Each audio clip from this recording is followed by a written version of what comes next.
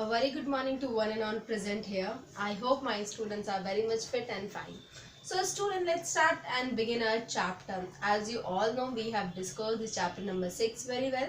And according to the syllabus, we are going to move forward with the chapter number 8, that is wind, storms and cyclones. Alright, so you must be thinking that the new chapter is going on, then you have heard about the term wind, storms and cyclones. So what exactly are there? Just let it be avoided, just let it be go. We just talk about the latest news right now that which is happening around and just natural calamities which is going on. So as you all know that generally we are facing the earthquakes, we are facing the tsunamis, we are facing a lot of different other different other calamities also. But you have heard something which is related to air, which is related to wind.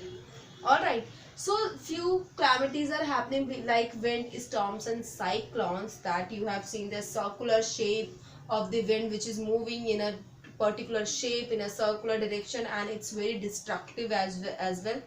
And storms, you have seen thunderstorms are there, and then tornadoes are there coming. So all these natural calamities are coming, so we will talk about these different calamities and what are the scientific reasons behind it in this chapter.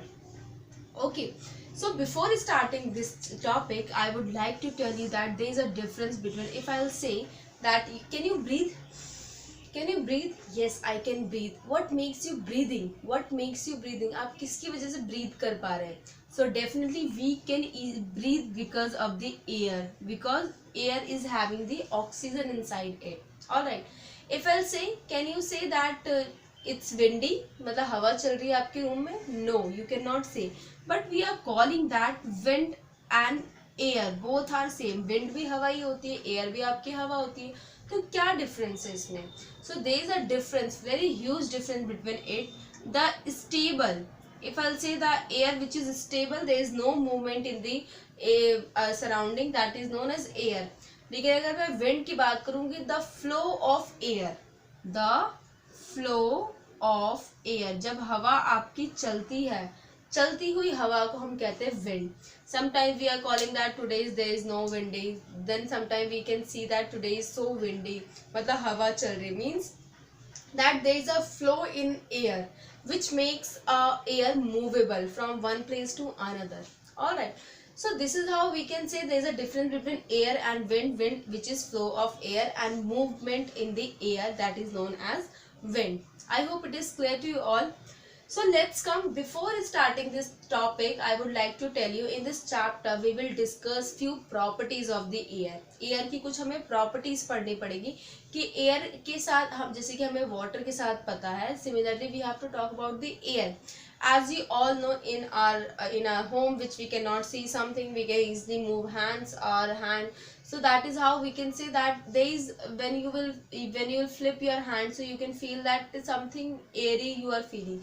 So what you are doing, because of your hand you are just hitting the air, आप air को hit कर रहे हो. So wherever something is not there, what is present there? Air. So हमने इसमें बात की थी air has space, air occupies space. कोई भी खाली जगह होगी, ये मेरे हाथ में कुछ नहीं है, कुछ नहीं दिख रहा, but air is present. So we can say that air occupies space. It's one of the major property of the air. Then we have to talk about wind, that is your flow of air, movement in the air is known as wind. All right. Then there is another topic that air exerts pressure. Air क्या करता है? Exert करता है pressure. How? Cycling की आप सबने, जब आप साइकिल चलाते हैं तो साइकिल, जब आप हवा चल रही होती है, आप उसमें साइकिल चलाते हैं, तो आपने देखा कि सामने से आपको बड़ी मुश्किल होती है, मतलब कई बार साइकिल चलाने में, अगर एयर का फ्लो इस साइड हो डायरेक्शन में, तो what exactly is the movement of the wind, the movement of the wind which is exactly air which pressurize you, वो प्रेशर क्रिएट करती है. When you are moving in a car, जब आप किसी गाड़ी में आप चलते हैं, आपने देखा अपने हाथ आप बाहर निकालते, तो आपको ऐसा लगता है इतना फोर्सफुली कोई आपके हाथ पे हिट कर रहा है. So who is hitting there? Air is exerting. Air क्या करता है? प्रेशर को एक्सर्ट करता है. All right, so this is how we can say second property is air exert pressure. Now high spin winds are accompanied by reduced pressure. आपको पता है जो हाई स्पीड के विंड होते हैं वो क्या होते हैं, कई बार प्रेशर के रिडक्शन के साथ साथ वो मूवमेंट होती है। ये टॉपिक हम we will cover in the chapter air expense and contraction. For example, अगर आपके पास गर्म पानी है, गर्म पानी में कभी भी आप देखना उसके ऊपर कोई भी चीज आप उसे पुट कर दीजिए तो it will start it will start to expand, वो चीज आपकी फूलने लग जाएगी। क्योंकि एयर क्या होता है, जैसे गर्म होते हैं वो राइज अप करने लग जाता है, ऊपर की तरफ मूव करने लग जाता है। कॉन्ट्रैक्शन में क्या होता है, जैसी आपकी एयर ठंडी हुई वो उस चीज को कॉन्ट्रैक्ट कर देगा। सो ऑलवेज एयर एक्सपैंड, जैसी गर्म होती है हवा वो एक्सपैंड होने लगती है, बढ़ने लगती है। जैसी कूल होती है वो क्या हो जाती है, आपकी कॉन्ट्रैक्ट होने लगती है on cooling. This is another topic. Now hot air rises upward and cold air sinks. It's related to this topic. जैसे ही कोई भी हवा को आप गर्माहट देंगे तो जैसे वो हल्की होगी बेटा वो ऊपर की तरफ मूव करने लग जाएगी। As we all know the lighter weight substance will start to move upward direction. जैसे ही आपने देखा धुआं निकलता है वो ऊपर की तरफ मूव करता है। जैसे आपकी हॉट एयर होती है, जैसे हमने लैंड ब्रीज और सी ब्रीज में बात की थी, तो आपकी गर्म हवा क्या होती है, ऊपर warm air will always rises up and the cool air will comes and they will sink. Sink मतलब नीचे की तरफ आके तैरना शुरू कर देते हैं, जबकि आपकी hot air will always rises up. So this is the another property of the air that we will discuss in this chapter. Then we will talk about the winds, we will talk about the thunderstorm, we will talk about the hurricane, cyclone, tornadoes.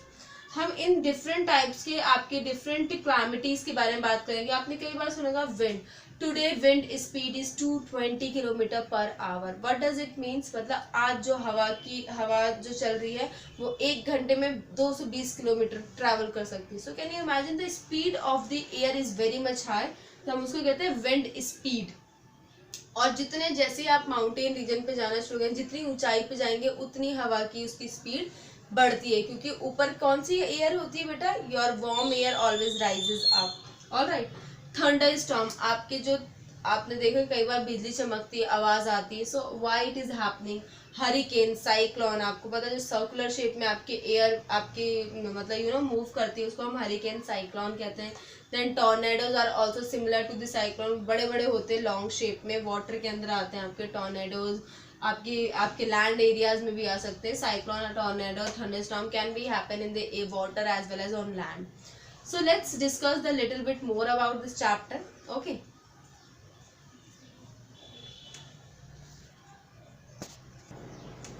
All right. So let's talk about few cases which are going on around in the India or outside the India. तो generally आपने कई बार cases आपने सुने होंगे, जो कि अभी India में लेटेस्ट केस था उड़ीसा में।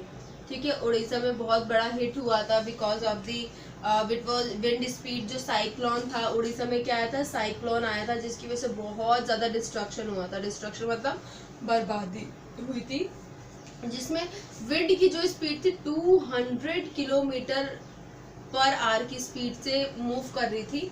and you know that it is actually came in the 1999 in 18 October. Similarly again it has came and it killed lot of thousand of people, and those who are living there, they have completely the houses has destructed, the complete your the forest region, आपके जितने पानी तो इन सबको वो उड़ाते हुए सबको waste सबको डिस्ट्रक्ट कर देते हैं बेटा। This is how that cyclone is very much destructive. अगर हम थोड़ी सी इसकी बात करें तो हम यहाँ पे एक अर्थ के बारे में थोड़ा सा डिस्कस करते हैं। That you all know that earth structure is there, and if I'll say that in the center of line that is your equator and this is your polar regions. All right, this is your north polar and this is your south pole. All right, तो इसमें आखिर बात क्या करनी है, as you all know for example this is sun. तो sun को आपको पता है, हमने यहाँ पे अपने सिस्टम में पढ़ा होगा कि यहाँ पे डिग्रीज होते हैं। ठीक है, थोड़े से आपके डिग्रीज होते हैं, ये आपके 30 डिग्री होता है, ये आपका 0 डिग्री होता है, ये आपका 60 डिग्री होता है। ऑलराइट, 30 डिग्री, ये आपका 30 डिग्री हो गया और ये आपका 60 degree. I am just telling you how air exactly is moving. So you all no, हमेशा याद रखना, आपका जो ये प्रेशर होता है, एयर का प्रेशर होता है, एयर प्रेशर यहाँ पे क्या होता है, लो, हाई, यहाँ पे फिर लो होता है एयर का प्रेशर और यहाँ पे हाई होता है। ठीक है, यहाँ पे आपका क्या होता है, ये लो है, यहाँ पे आपका हाई होता है इस डिग्री पे, यहाँ पे लो होता है और यहाँ पे फिर आपका पोलर रीजन पे हाई हो जाता है। But I wanted to tell you, जैसे ही आपकी ये सन की रेज जो सेंट्रल रीजन में आती है वो सबसे ज्यादा वार्म होती है, ठीक है, मतलब ज्यादा गर्म एयर, उसका प्रेशर क्या होगा, लो होगा, ठीक है। जैसे ही आपकी लो प्रेशर होगा, low pressure always move toward the high pressure, low pressure हमेशा किसकी तरफ मूव करती है, हाई प्रेशर की तरफ। सिमिलरली आपकी ये लो प्रेशर है कहाँ मूव करेगी, हाई प्रेशर की तरफ, नीचे वाले डायरेक्शन में, क्योंकि बेटा अर्थ का स्फीयर स्ट्रक्चर कैसे स्फेरिकल है, अगर वो मूव करे ऐसा नहीं कि अर्थ के ऊपर से वो निकल जाएगी, it will stay in the atmosphere of the earth according to the degrees ये मूव करेगी। और सिमिलरली अब ये हाई है ये लो है, तो ये क्या हो जाएगी, आपकी हमेशा एयर जो होती है लोअर टू हाई की तरफ मूव करती है, मतलब यहाँ की जो इस रीजन के लो वाली एयर होगी वो हाई की तरफ मूव करेगी। अब ये लो वाली रीजन क्या होगी, लो वाली हाई की तरफ इधर की तरफ मूव करेगी। आपको बस देखना है लो और हाई, लो टू हाई की तरफ एरो क्रिएट करना है। सिमिलरली ये आपका लो है, लो से हाई की तरफ आपकी एयर मूव करेगी इस डायरेक्शन में। सिमिलरली ये आपका जो है ये आपकी लो टू हाई की तरफ मूव करेगी अपवर्ड डायरेक्शन में। अगर आप इसको देखो creatively, your air has started to move in the circular direction, कुछ ऊपर की तरफ जा रही है वो, कुछ नीचे आ रही है, फिर ऊपर जा रही है, नीचे आ रही है, ऐसे सर्कुलर शेप में they will started to move. This circular shape of pressure which is moving around, when यही आपका जो सर्कुलर एयर मूव करता है ऊपर से नीचे लो प्रेशर में, this makes you the cyclone, this makes you the cyclone which is helpful for the cyclone. Alright, this I have just given you a little bit gist of the cyclone, so you can easily understand this topic beta. So this is how we can say that cyclone is formed. We will clear this topic when we will discuss this topic in the classrooms. Okay, so the next topic, as you all know, so there is an activity 8.1, the can crushed by air pressure, air की pressure की वजह से। इसमें क्या है, एक can लिया है, एक कैन में नीचे क्या किया है, आपको एयर प्रोवाइड कर दिया है। सिमिलरली वो दूसरा कैन लिया है और उसको क्या किया, ऊपर से क्लोज कर दिया है। पहला कैन जो था वो ओपन था, उसमें पानी है, इसमें भी आपका पानी है, ठीक है, इसमें को भी एयर प्रोवाइड किया। Now what we have to observe that जैसे आपने इसमें आपने नीचे की तरफ से हीट प्रोवाइड की तो क्या हुआ, as you all know when air, आप पहले इसमें क्या लिखा हुआ एक्टिविटी में, आपका जो वाटर है इट विल स्टार्टेड टू, जैसे आपके वाटर ये पूरा स्टीम बन के एयर की फॉर्म में ऊपर की तरफ निकलने लग जाएगा, ठीक है। और सिमिलरली हमने सेकेंड वाले इसमें एक्टिविटी में लिखा है आपका जो ये कैन है, इसमें जो वाटर था वो स्टार्ट हुआ प्रेशर, मतलब वाटर वेपर में कन्वर्ट होना, और वो ऊपर की तरफ मूव होना शुरू कर दिया, ठीक है। उसके ऊपर से मैंने एकदम से ठंडा पानी डाल दिया, कूल वाटर। अब ये जो आपका जो कूल वाटर है, इससे क्या होगा, जो एयर आपके वाटर के ड्रॉपलेट एयर में मतलब कन्वर्ट हुए वेपर्स में, वो वापस से कंडेंस बैक हो जाएंगे, alright. And this condensation, because of this condensation is air exert a pressure. It is useful to remember that at sea level air exert a pressure and it is this huge pressure which crushed the cane. तो क्या होगा, no steam pressure, मतलब इसमें जो पहले steam बना ऊपर से कूल किया, इसमें कोई प्रेशर नहीं बना, ठीक है। इसकी वजह से आपकी ये जो कैन है वो पूरी क्रश हो गई, क्योंकि इसको ओपनिंग नहीं मिली कहीं से निकलने की। Alright, so this is how it can easily explain. And यहाँ पे did you know में भी लिखा है, winds blowing at a speed of 120 km/h or above are known as cyclone.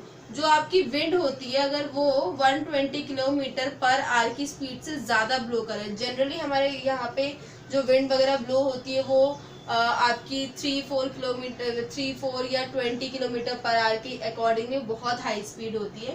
अगर कोई विंड आपकी 120 km/h से ज़्यादा अबव होती है तो वहाँ पे साइक्लोन्स आने के चांसेस होते हैं बेटा, alright. And United States, the countries which are along like near the ocean region in the United States of America and West Indies, these winds are called hurricanes. जो आपके यूनाइटेड स्टेट ऑफ अमेरिका और West Indies में ये जो cyclone आते हैं इनको ही हम हरिकेन्स कहते हैं। And in Japan and China these winds are called typhoons. तो आपके अलग अलग डिफरेंट कंट्रीज के हिसाब से हमने इसके नेम प्रोवाइड कर दिए। साइक्लोन्स हम इंडिया में कहते हैं, आपके यूएस वगैरह में इसको क्या कहते हैं, हरिकेन्स कहते हैं, okay. And similarly China Japan में आते तो इनको टाइफून्स कहा जाता है. तो सेम थिंग्स हैं but the name of these things are different. And in Australia these winds are called willy willies. और आपके ऑस्ट्रेलिया में इसी विंड को क्या कहा जाता है? Willy willies. आपने देखा बहुत सारे क्लैमिटीज होती हैं, उनके अलग अलग नेम रख देते हैं. All right, that this destruction is there, that destruction is there. So similarly, we will talk about in the classroom about the air, how moving air exert pressure, and we will do some activity. You can do the activity 8.2, 8.3 which is mentioned in your book. उससे आपको पता लगेगा कि कैसे ये मतलब air के pressure कैसे रिलीज आउट होता है. Alright, so let's see. So I think student that most of the topic which we have covered, and I have given you the gist of this chapter, so it would be clear. We will discuss about little bit with cyclones, winds, storm, air, what are the properties of the air, how it is exerting. So we will talk about in the classroom. Till that, just revise this chapter and come with the prior reading. Okay, so see you in the classroom tomorrow.